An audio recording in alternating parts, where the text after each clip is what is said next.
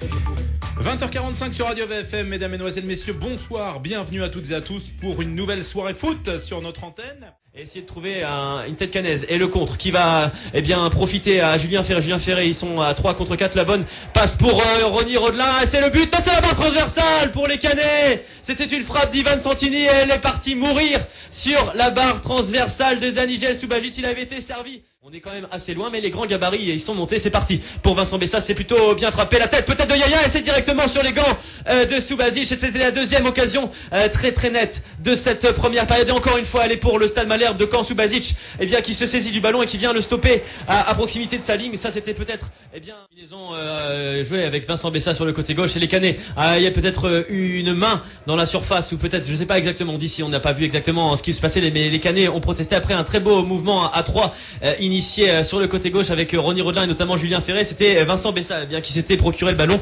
et qui avait réussi tout simplement à rentrer dans la surface monégasque. Le centre qui s'en était suivi a suivi les protestations au Canaises. Alors on attendra peut-être de revoir ça, je sais pas. Pris une soufflante, les Monégasques après une première mi-temps ratée et cette bonne frappe immédiate bien stoppée par Mathieu Dreyer. Il y aura peut-être un penalty pour les Monégasques. C'est sifflé penalty immédiatement. Penalty pour l'AS Monaco, ça pouvait pas plus mal recommencer.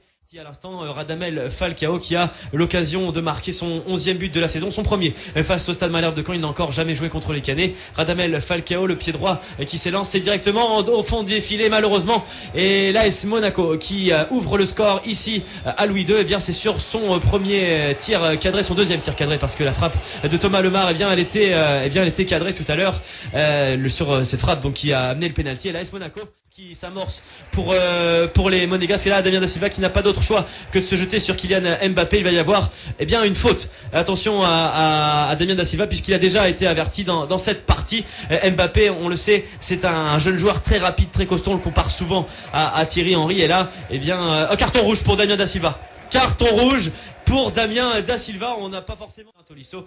Benjamin Mendy qui est suppléé par Almani Touré qui par chance ce soir ne réalise pas une grande partie. Attention, cette frappe, le but. Oh, il s'est troué Mathieu Dreyer sur cette frappe. Mathieu Dreyer là qui était peut-être masqué. Et c'est Bakayoko qui d'une frappe flottante à l'extérieur de la surface que personne n'a vu véritablement venir. Bakayoko qui vient inscrire le second but de cette partie. Finalement, le ballon pour Vincent Bessa, pour Hervé Basile. Là, il va résister au retour de son vis-à-vis. Ivan Santini qui est dans la surface. Il s'est bien retourné. Peut-être un but de la passe d'Hervé Basile.